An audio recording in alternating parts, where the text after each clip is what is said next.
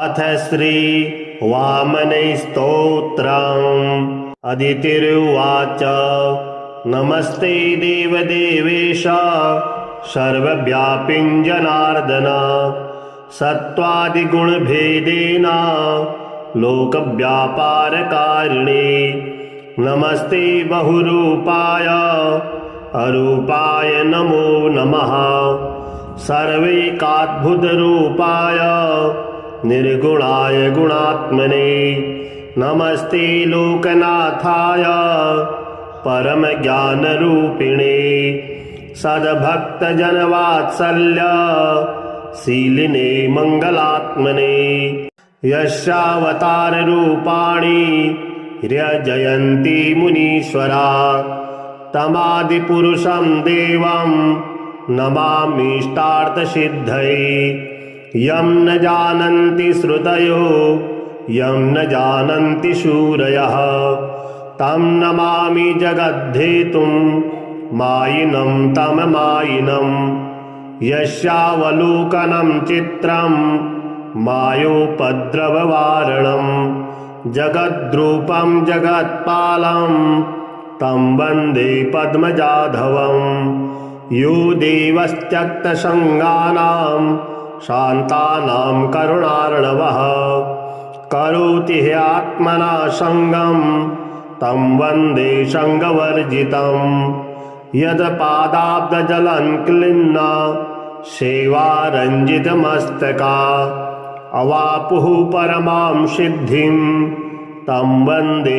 सर्ववन्दितं यज्ञेश्वरं यज्ञभुजं यज्ञकर्मसु निष्ठितं नमामि यज्ञफलदं यज्ञकर्मप्रबोधकम् अजामिलोऽपि पापात्मा यन्नामोच्चारणादनु प्राप्तवान् परमं धाम तं वन्दे लोकसाक्षिणम् ब्रह्माद्या अपि ये देवा यन्मायापाशयन्त्रिताः न जानन्ति परं भावं तं वन्दे सर्वनायकम् हृत्पद्मनिलयो ज्ञानां दूरस्थ इव भाति यः प्रमाणातीतसद्भावं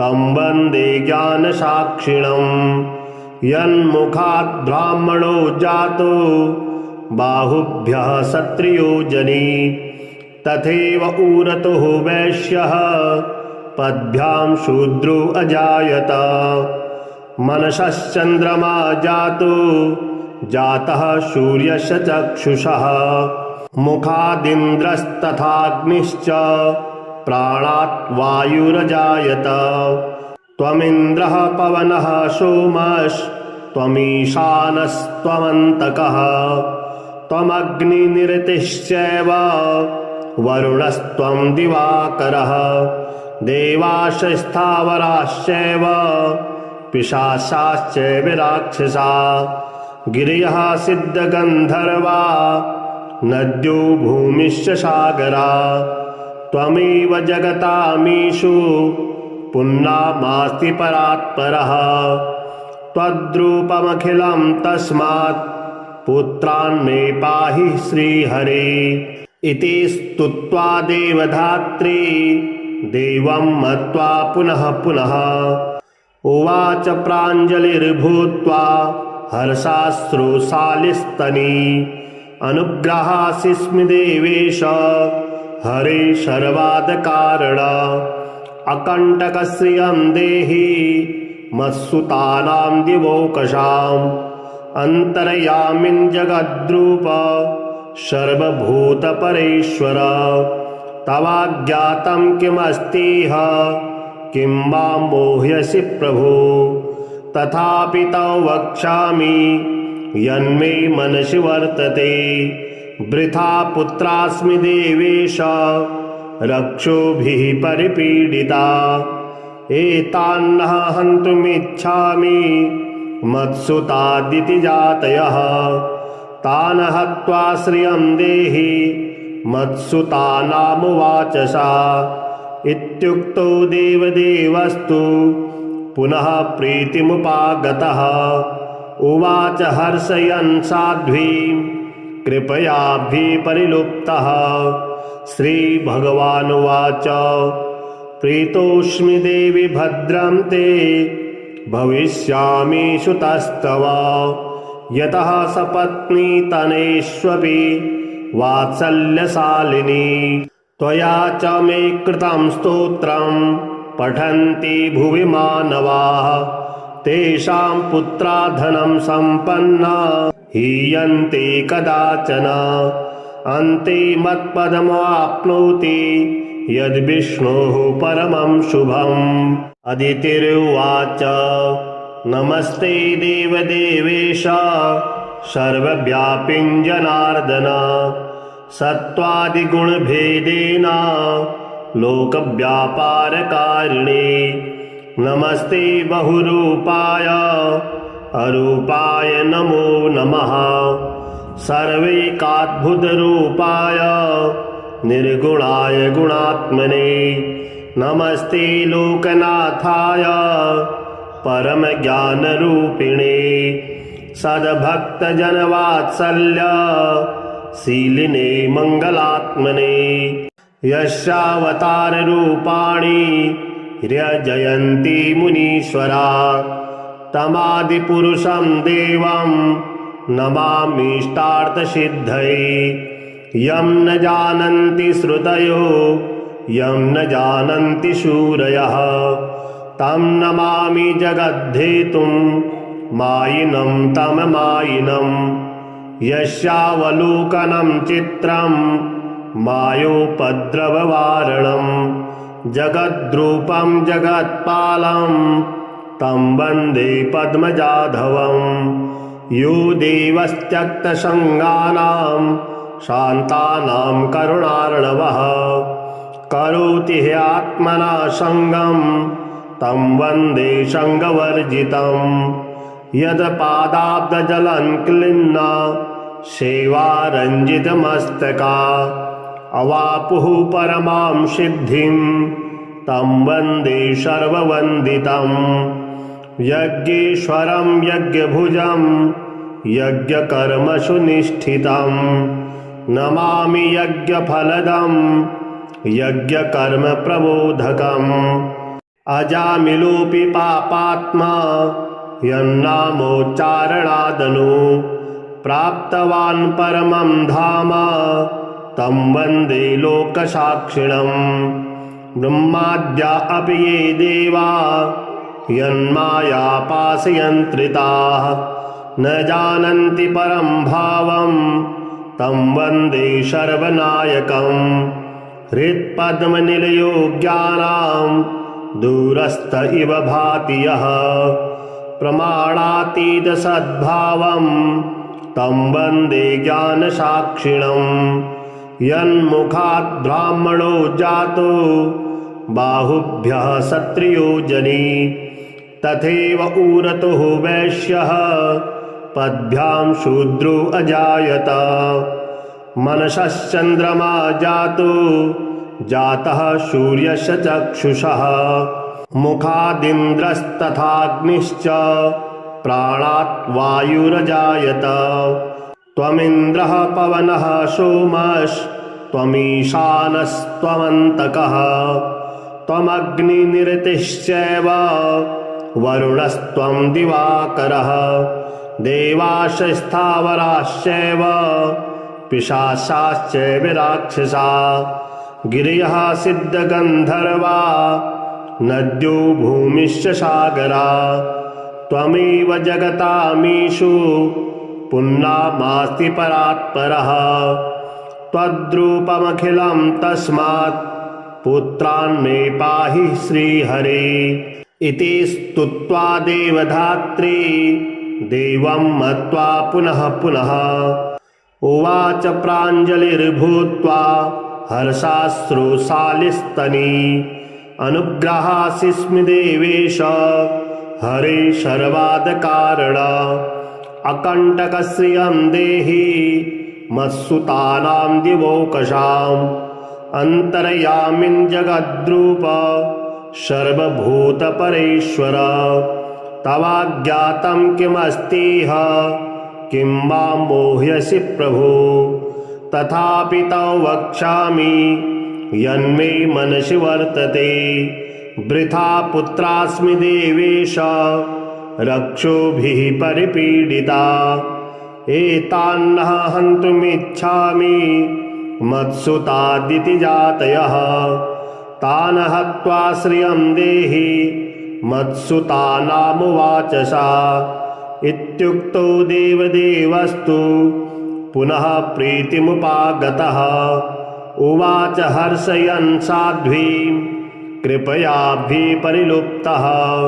श्रीभगवानुवाच प्रीतोऽस्मि देवि भद्रं ते भविष्यामि सुतस्तव।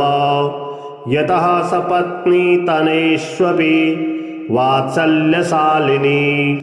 त्वया च मे कृतं स्तोत्रं पठन्ति भुवि मानवाः। तेषां पुत्रा धनं सम्पन्ना हीयन्ते कदाचन। अन्ते मत्पदमाप्नोति यद्विष्णोः परमं शुभम्। अदितिरुवाच नमस्ते देवदेवेश सर्वव्यापिन् जनार्दन। सत्त्वादिगुणभेदेन लोकव्यापारकारिणे। नमस्ते बहुरूपाय अरूपाय नमो नमः। सर्वैकाद्भुतरूपाय निर्गुणाय गुणात्मने। नमस्ते लोकनाथाय परमज्ञानरूपिणे। सद्भक्तजनवात्सल्य शीलिने मङ्गलात्मने। यस्यावताररूपाणि ह्यजयन्ति मुनीश्वरा। तमादिपुरुषं देवं नमामीष्टार्थसिद्धये। यं न जानन्ति श्रुतयो यं न जानन्ति शूरयः। तं नमामि जगद्धेतुं मायिनं तममायिनं। यस्यावलोकनं चित्रं मायोपद्रववारणं। जगद्रूपं जगत्पालं तं वन्दे पद्मजाधवं। यो देवस्त्यक्तसङ्गानां शान्तानां करुणार्णवः। करोति ह्यात्मना सङ्गं तं वन्दे सङ्गवर्जितं। यत्पादाब्जजलङ्क्लिन्न सेवारञ्जितमस्तका। अवापुः परमां सिद्धिं तं वन्दे सर्ववन्दितं। यज्ञेश्वरं यज्ञभुजं यज्ञकर्मसु निष्ठितं। नमामि यज्ञफलदं यज्ञकर्मप्रबोधकम्। अजामिलोऽपि पापात्मा यन्नामोच्चारणादनु। प्राप्तवान् परमं धाम तं वन्दे लोकसाक्षिणम्। ब्रह्माद्या अपि ये देवा यन्मायापाशयन्त्रिताः। न जानन्ति परं भावं तं वन्दे सर्वनायकम्। हृत्पद्मनिलयो ज्ञानां दूरस्थ इव भाति यः। प्रमाणातीतसद्भावं तं वन्दे ज्ञानसाक्षिणम्।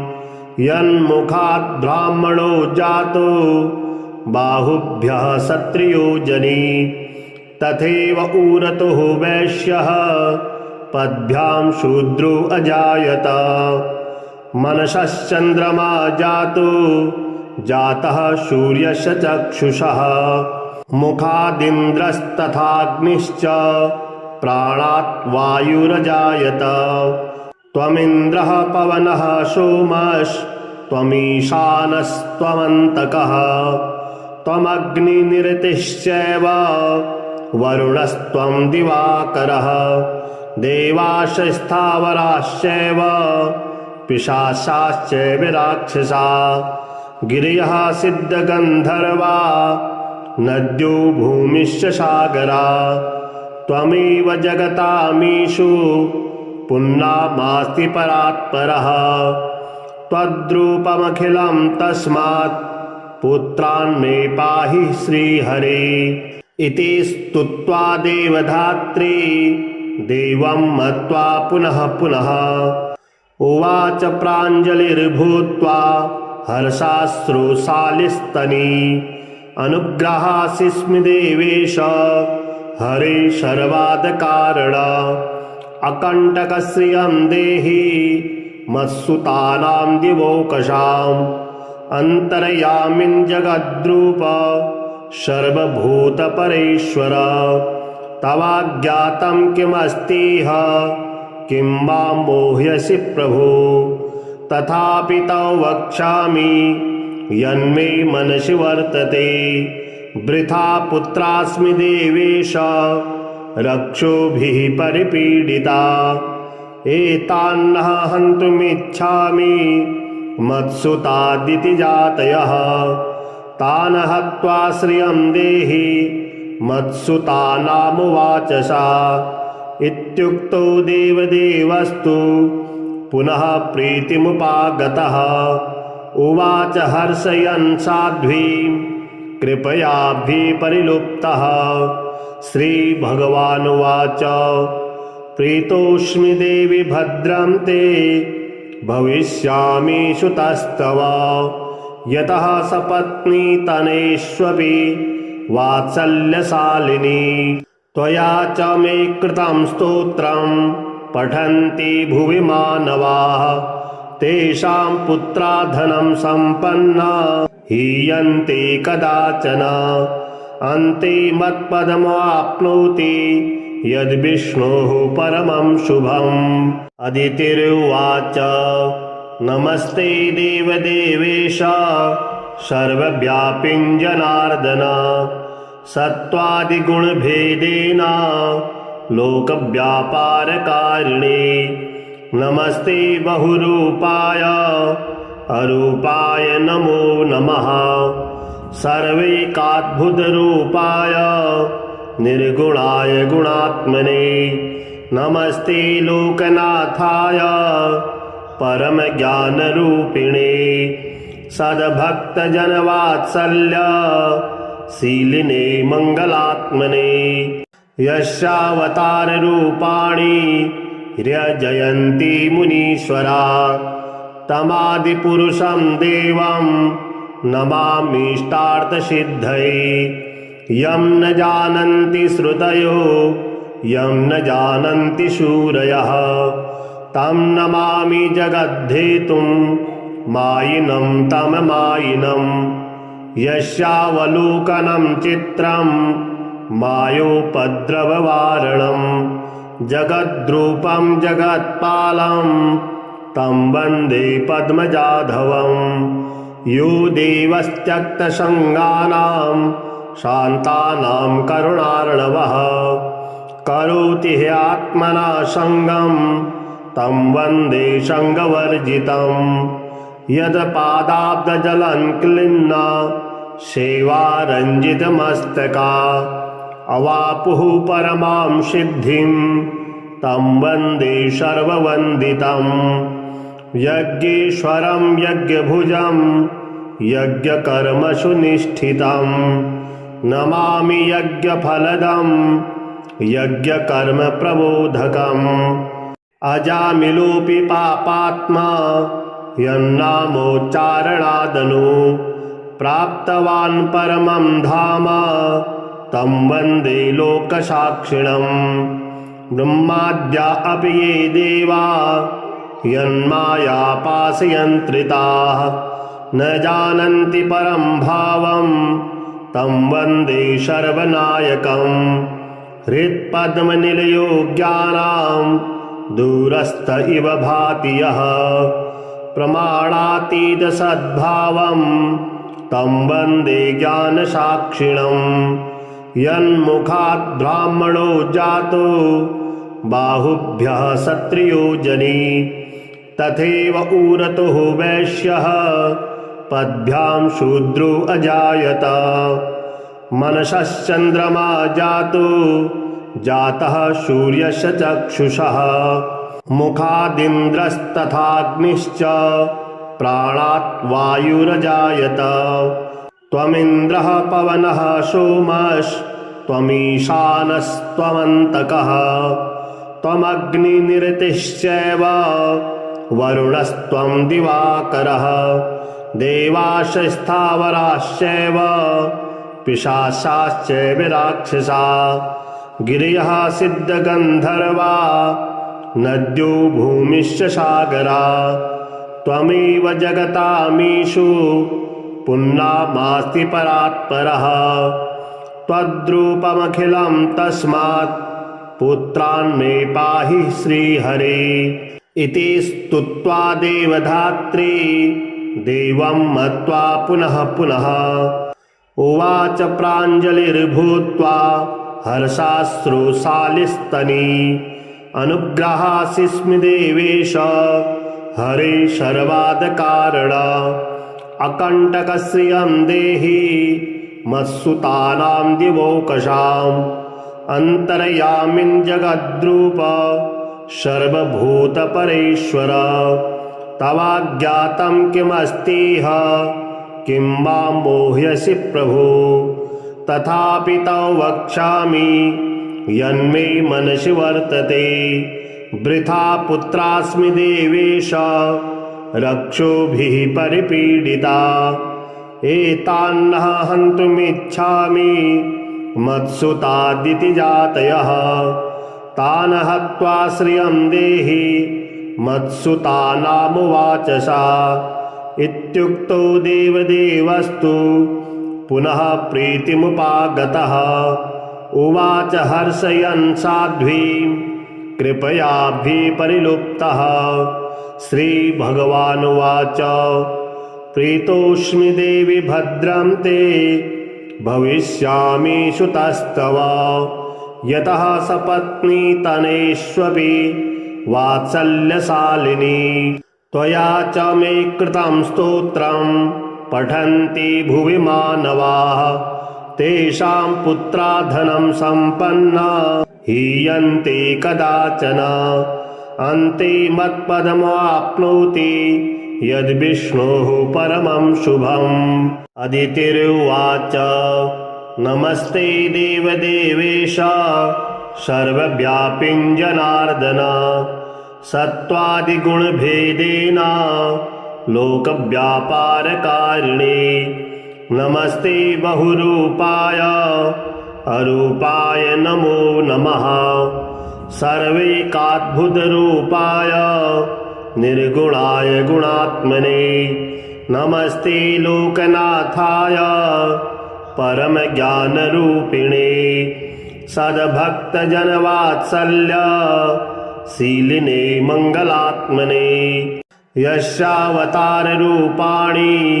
ह्यजयन्ति मुनीश्वरा तमादिपुरुषं देवं नमामीष्टार्थसिद्धये यं न जानन्ति श्रुतयो यं न जानन्ति शूरयः तं नमामि जगद्धेतुं मायिनं तममायिनं यस्यावलोकनं चित्रं मायोपद्रववारणं जगद्रूपं जगत्पालं तं वन्दे पद्मजाधवं यो देवस्त्यक्तसङ्गानां शान्तानां करुणार्णवः करोति ह्यात्मना सङ्गं तं वन्दे सङ्गवर्जितं यत्पादाब्जजलं क्लिन्न सेवारञ्जितमस्तका अवापुः परमां सिद्धिं तं वन्दे सर्ववन्दितं यज्ञेश्वरं यज्ञभुजं यज्ञकर्मसु निष्ठितं नमामि यज्ञफलदं यज्ञकर्मप्रबोधकम् अजामिलोऽपि पापात्मा यन्नामोच्चारणादनु प्राप्तवान् परमं धाम तं वन्दे लोकसाक्षिणम् ब्रह्माद्या अपि ये देवा यन्मायापाशयन्त्रिताः न जानन्ति परं भावं तं वन्दे सर्वनायकम् हृत्पद्मनिलयो ज्ञानां दूरस्थ इव भाति यः प्रमाणातीतसद्भावं तं वन्दे ज्ञानसाक्षिणम् यन्मुखात् ब्राह्मणो जातो बाहुभ्यः क्षत्रियो जनी तथैव उरतुः वैश्यः पद्भ्यां शूद्रो अजायत मनसश्चन्द्रमा जातो जातः सूर्यस्य चक्षुषः मुखादिन्द्रस्तथाग्निश्च प्राणात् वायुरजायत त्वमिन्द्रः पवनः सोमस्त्वमीशानस्त्वमन्तकः त्वमग्निनिरतिश्चैव वरुणस्त्वं दिवाकरः देवाश्चास्थावराश्चैव पिशाचाश्चैव राक्षसा गिरयः सिद्धगन्धर्वा नद्यो भूमिश्च सागरा त्वमेव जगतामीशु पुण्यमास्ति परात्परः त्वद्रूपमखिलं तस्मात् पुत्रान् मे पाहि श्रीहरे इति स्तुत्वा देवधात्री देवं मत्वा पुनः पुनः उवाच प्राञ्जलिर्भूत्वा हर्षाश्रुसालिस्तनी अनुग्रहासिस्मि देवेश हरे सर्वादकारण अकण्टकश्रियं देहि मत्सुतानां दिवोकशाम् अन्तर्यामिन् जगद्रूप सर्वभूतपरेश्वर तवाज्ञातं किमस्तीह किं मां मोह्यसि प्रभो तथापि तव वक्ष्यामि यन्मे मनसि वर्तते वृथा पुत्रास्मि देवेश रक्षोभिः परिपीडिता एतान्नः हन्तुमिच्छामि मत्सुतादिति जातयः तान् हत्वा श्रियं देहि मत्सुतानामुवाच सा इत्युक्तो देवदेवस्तु पुनः प्रीतिमुपागतः उवाच हर्षयन् साध्वीं कृपयाभिपरिलुप्तः श्रीभगवानुवाच प्रीतोऽस्मि देवि भद्रं ते भविष्यामि सुतस्तव यतः सपत्नी तनेष्वपि वात्सल्यशालिनी त्वया च मे कृतं स्तोत्रं पठन्ति भुवि मानवाः तेषां पुत्रा धनं सम्पन्ना हीयन्ते कदाचन अन्ते मत्पदमाप्नोति यद्विष्णोः परमं शुभम् अदितिरुवाच नमस्ते देवदेवेश सर्वव्यापिन् जनार्दन सत्त्वादिगुणभेदेन लोकव्यापारकारिणे नमस्ते बहुरूपाय अरूपाय नमो नमः सर्वैकाद्भुतरूपाय निर्गुणाय गुणात्मने नमस्ते लोकनाथाय परमज्ञानरूपिणे सद्भक्तजनवात्सल्य शीलिने मङ्गलात्मने यस्यावताररूपाणि ह्यजयन्ति मुनीश्वरा तमादिपुरुषं देवं नमामीष्टार्थसिद्धये यं न जानन्ति श्रुतयो यं न जानन्ति शूरयः तं नमामि जगद्धेतुं मायिनं तममायिनं यस्यावलोकनं चित्रं मायोपद्रववारणं जगद्रूपं जगत्पालं तं वन्दे पद्मजाधवं यो देवस्त्यक्तसङ्गानां शान्तानां करुणार्णवः करोति ह्यात्मना सङ्गं तं वन्दे सङ्गवर्जितं यत्पादाब्जजलङ्क्लिन्ना सेवारञ्जितमस्तका अवापुः परमां सिद्धिं तं वन्दे सर्ववन्दितं यज्ञेश्वरं यज्ञभुजं यज्ञकर्मसु निष्ठितं नमामि यज्ञफलदं यज्ञकर्मप्रबोधकम् अजामिलोऽपि पापात्मा यन्नामोच्चारणादनु प्राप्तवान् परमं धाम तं वन्दे लोकसाक्षिणम् ब्रह्माद्या अपि ये देवा यन्मायापाशयन्त्रिताः न जानन्ति परं भावं तं वन्दे सर्वनायकम् हृत्पद्मनिलयो ज्ञानां दूरस्थ इव भाति यः प्रमाणातीतसद्भावं